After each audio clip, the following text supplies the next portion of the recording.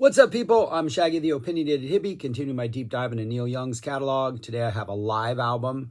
Doing the live albums in the order of... No, I'm not, but this one was dropped between the most recent album I did studio-wise and the next one. An album called Earth.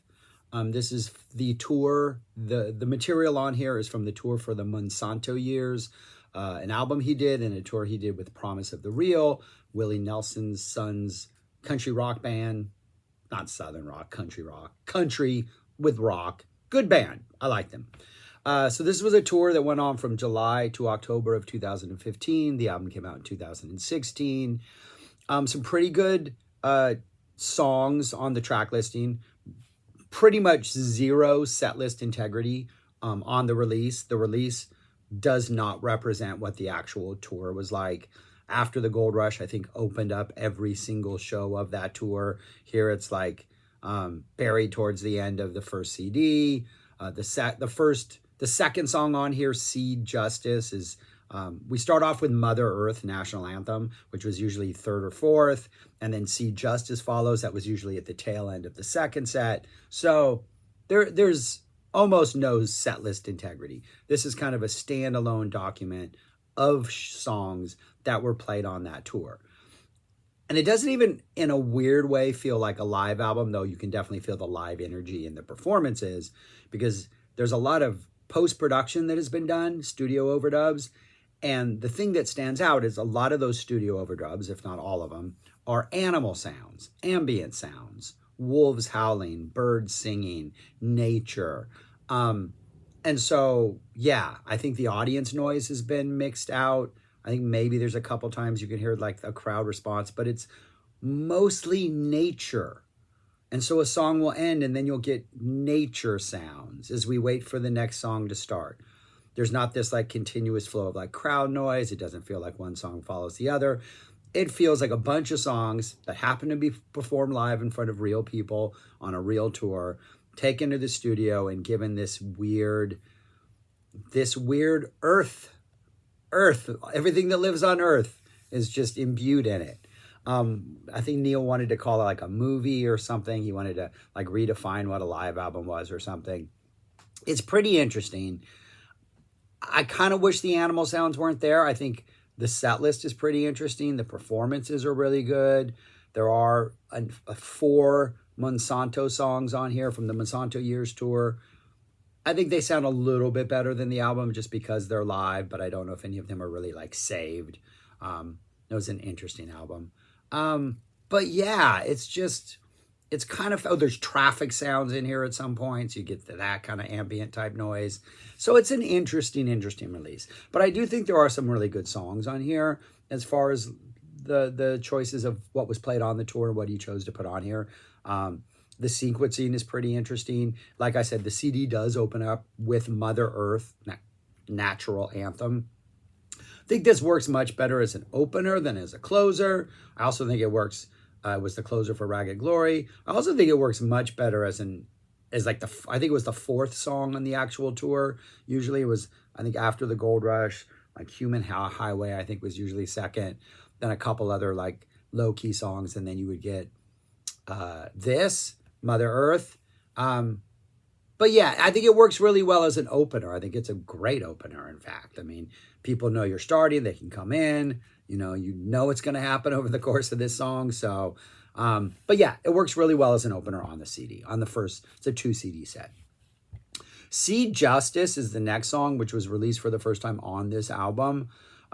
Just a really nice, heavy guitar rocker. Sort of, it's for the farmer. It's got angry protest and energy about, being farmers. Great guitar. There's a little great bass section in this. Don't need the animal sounds. I kind of wish those weren't there. The Nelson brother who plays guitar, I think it's Micah, drops a really nice solo in here. I think this is better than like maybe Big Box on the Monsanto Years is the only song that can compare to this. But this is a really good high energy song, and it's it's one of the reasons to get this release if you're a Neil fan. Next we have a really nice My Country Home, stretched out, jammy. Neil gets to play guitar. This band, The Promise of the Real, functions somewhere between like Crazy Horse's sort of Tyrannosaurus Rexius, just destroy everything in your way, kind of like brute force rhythm section, and Pearl Jam's more fleet-footed. The Promise of the Real is some kind of somewhere in between, but they do well for these like long My Country Home jam sessions. Next, we get the title track from the Monsanto years. I still think it's kind of a sludge to get through the whole thing. There is a hawk sound or an eagle sound or some kind of bird sound that keeps getting repeated in this, or that drops a couple times. Sounds completely real. I kept thinking there was like a bird had got in my house. It's really startling when it happens. The noise ending on the end of this is really nice. It ends nicely, but I do think I don't know. I think it's one of the weaker songs on the album, and one of the weaker songs on the Monsanto Years album, and one of the weaker songs on this album. Then we get from just a really, really inspired choice. From Sleeps with Angels, we get Western Hero. We do have horse sounds, unfortunately, but this just sounds amazing from start to finish. I think it was one of my least favorite songs on Sleeps with Angels, mainly because there's so much going on in that album. It's your typical sort of late 80s, early 90s Neil album where you have all this, like, you got heavy stuff, you got acoustic stuff, you're all over the map. And I think it just kind of got lost in sort of the awesomeness of that album. Here, it just works so well. There's so much emotion into it. That recurring guitar theme throughout the whole thing is absolutely amazing.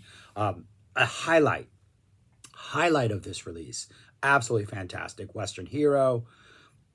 Next, we have a Vampire Blues, which just fits perfectly.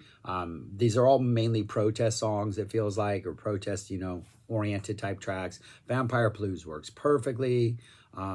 Chevron, chants of Chevron in there, which he's added, which are crazy. We do get it's kind of minimalistic. The guitar solo is really funky, but the weird sounds, the background vocals that have been added, Chevron. But we got some nice guitar solos. Neil's getting into this vocally. He's he's angry. He's giving it his all. He's performing this like you want a Neil Young vocal performance. Really good performance. But another excellent choice of songs. And then from Landing on Water, we get Hippie Dream.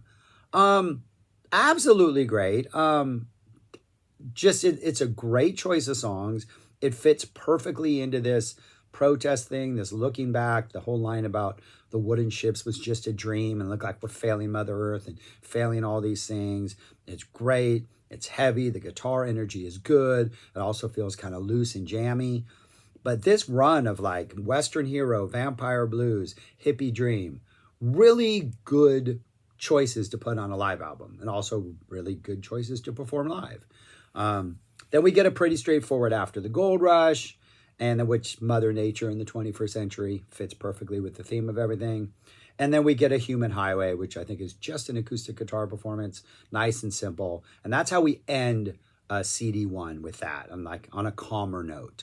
A really strong first CD. I think the highlight, the See Justice, the unreleased track, is fantastic. My Country Home, we know what we're going to get. But the Western Hero, Vampire Blues, Hippie Dream threesome, really good choices, really good performances. I don't need the animal sounds, but you kind of get used to them after a while. The second CD only has 4 songs on it. 3 of them are from the Monsanto years. You get Big Box, which I think is the best song on that album. It's nice and loud, has a nice Neil noise ending on here. Really good performance of that. People Want to Hear About Love, just a nice big rocker. I think this is a studio overdub. Added some trumpet in there, which I don't think you need. But yeah, something else was added. Yeah, trumpet, I think, was added. So yeah, trumpet was added. I put trumpet plus extra something was added. I don't know what that is. Something else is added, but there's some production stuff going on with here, but it's a good big rocker. And then we have Wolf Moon, which was usually performed early in the set. It's here, the penultimate song on the CD. Sounds good. You want to know what sound effect you get on Wolf Moon? Wolf Moon, you get wolves. And then to close out, you get a 28-minute Love and Only Love.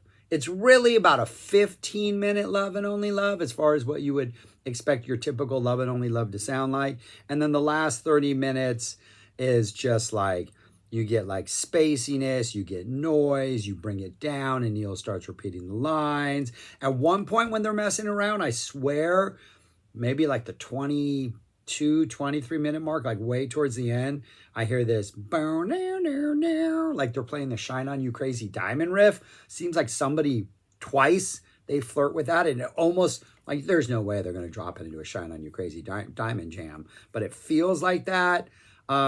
And then the last 6 or 7 minutes feels like they're just messing around with things in the studio and taking the noise and the production and adding all this weird stuff. So while it is 28 minutes long, the actual live Love and Only Love is probably feels like it's only 15 or 16 before then we just expand it in the studio and we mess around and we're doing noise stuff and all that kind of stuff. But who knows?